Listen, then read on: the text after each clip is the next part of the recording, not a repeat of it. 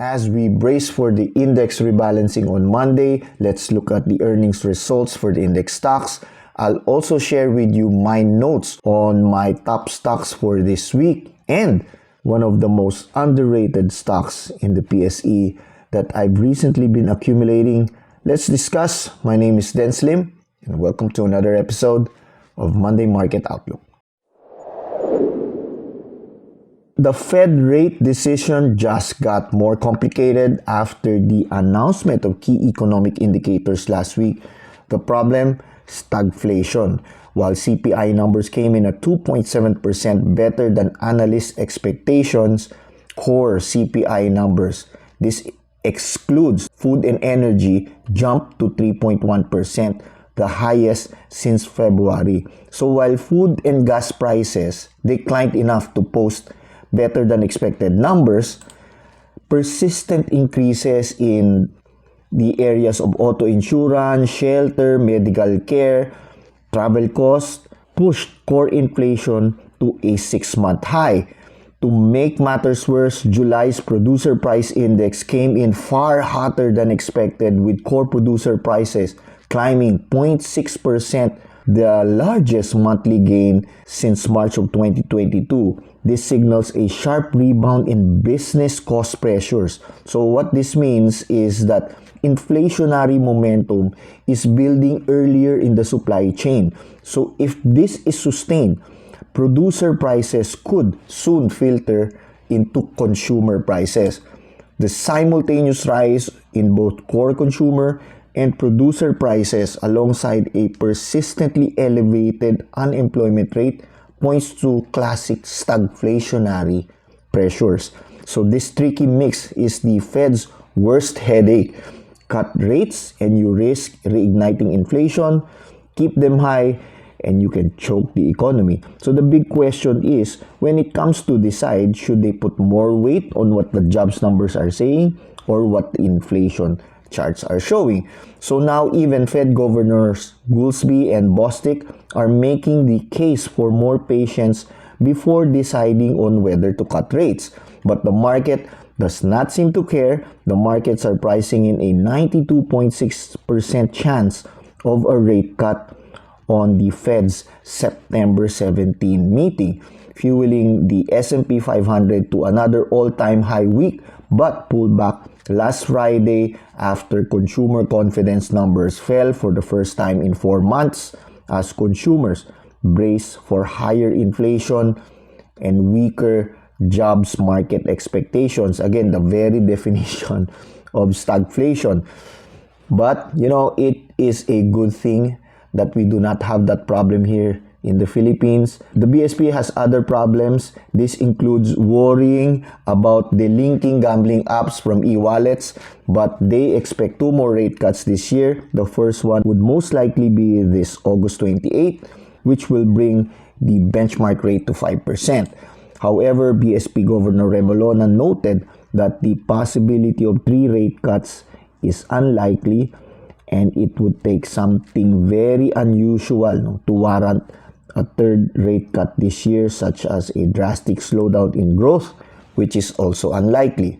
So as it stands, we may see the rate differential between the US and the Philippines dip to 0.5%, with the benchmark rate potentially falling to 5% versus the current Fed rate of 4.5%. But despite the potential reduction in rate differential, the peso managed to remain steady, ending the week slightly below 57. The much-awaited PSE index rebalancing will take effect this Monday, and like this chart, the estimated weight changes on the stocks are too small to probably have a large impact. Now let's look at a quick overview of the second quarter earnings results for the index stocks. Quite a number of underperformers, while 3 companies reported better than expected earnings. So far, not an exciting earnings season, putting the weighted average only at 3.7% growth so far this year. As I mentioned in my recent Billionario episode, I love taking notes. So for this week, I thought I would share with you some excerpts from my daily notes and focus on some of the top stock highlights for the week. Now, first off, let me share with you my notes on the spectacular GTCAP earnings report. GTCAP reported strong second quarter earnings, 39% compared to the 27% growth in quarter one. I mean, they were doing pretty well in the first quarter, 27%, and they topped it off with another great performance, 39% in the second quarter, putting their first half core earnings to 18 billion. Of course, the key driver here is Toyota. And you know, I'm a believer in electric vehicles, and Toyota showing sales growth in the hybrid electric vehicle segment demonstrates its competitive strength against new entrants. This helped GTCAP rebound from its recent dip into 598 support zone to again challenge the 700 peso resistance. Now, this dip here brought the right momentum. I think with momentum now on its side, we could see GTCAP potentially breaking out of this consolidation area with next immediate resistance at 746. The year-end price target for GTCAP is around 880. Look for the consolidation here to enter. It is not too late for GTCAP so far. Now, next we have Pure Gold. Now, profitability improved to a 3-year high of 23.5%, and more importantly, same-store sales growth grew 6.3% in the second quarter. So at this point, consumer companies like Pure Gold and RRHI has become smarter in terms of managing margin pressures. And if they continue to manage their margins well, the story could turn from margin pressure to growth in the coming quarters. So this stock is at 52-week highs. So wait for pullbacks along the 20-day EMA, or better yet, the 50-day EMA. Immediate resistance is at 44.15, which corresponds to the previous level back in October of 2021. But look here, a breakout of that level could mean clear skies all the way to 54. If you feel that Pure Gold is too expensive, an alternative is Keeper. Now, we mentioned last week a good chance to enter Keeper after the breakout of this consolidation. Still a good entry coming into this week. Note that Keeper will enter the PSE dividend index. Congratulations to Keeper holders. Now, with the index struggling in recent weeks, we've been looking at some non-index favorites, particularly Manila Water still our top pick. Net income up 15% year-on-year, beating expectations. They are already 56% of their full-year targets. The Kaliwa Dam update, though, could pose some potential risk, but nevertheless, Manila Water surging to an all-time high, closing the week at 41 pesos. On the daily charts, Manila Water broke out of 39.35 and consolidated after hitting a high of 42 pesos. Average price target is around 41.55. So we could see some consolidation at these levels, but the higher end of analyst target for Manila Water is 55. So for now, just hold on to your Manila Water, guys. Congratulations if you've been accumulating Manila Water with me in the past year.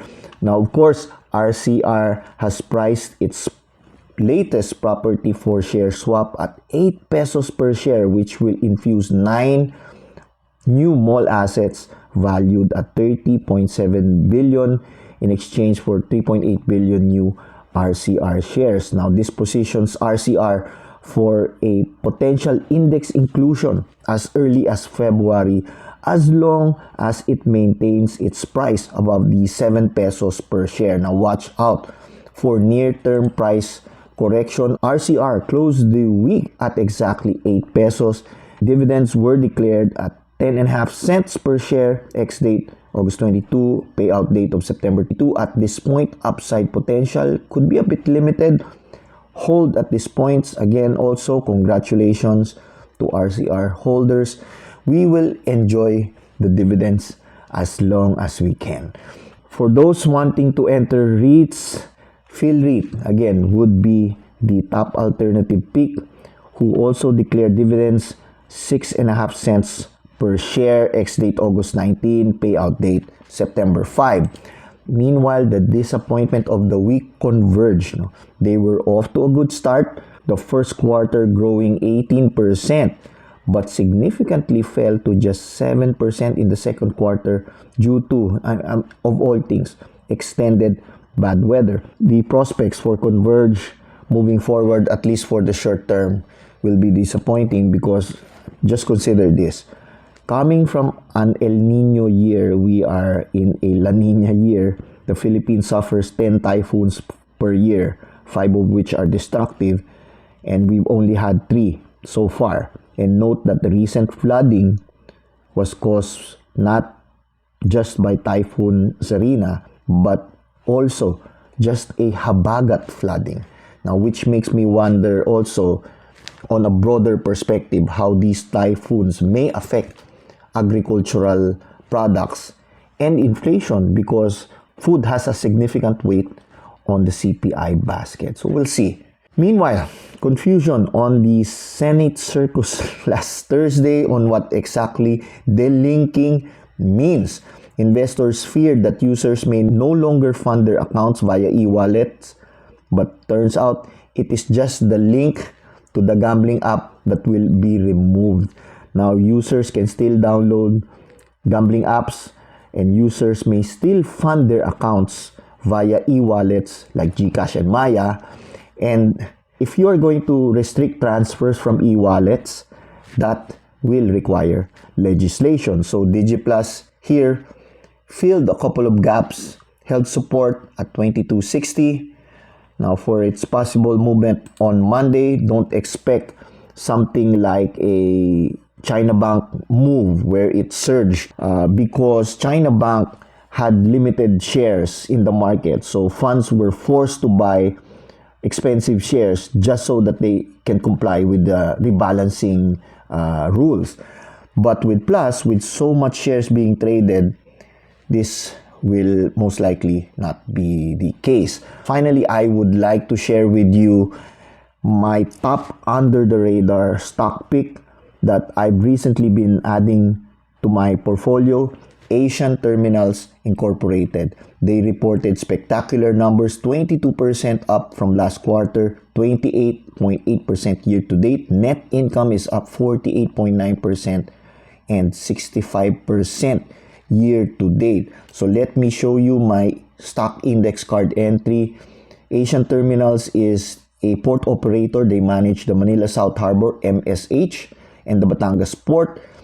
Their recent Manila South Harbor expansion expanded their capacity by 25%, which is already showing in the financials. The Batangas Port expansion, they've invested $60 million in the Batangas Port expansion for the next 2 years. So that is another growth story for them. Net profit margins, 31%. Look at the return on investment, 23%. Low debt, dividend yield at 5.5%, a potential for a 7.2% yield. This is a growth stock with defensive qualities. Of course, we have to also be careful about the bear case. It's highly concentrated with 2 ports only. It has low liquidity, and typical of all under the radar stocks, it has limited coverage. Of course, there's still the execution risk for their Batangas Port expansion, but at least with the success of their Manila South Harbor expansion, the chances or the risk, execution risk for the Batangas Port looks much more manageable. Now, of course, right now at this point, valuation for ATI might be on the high side.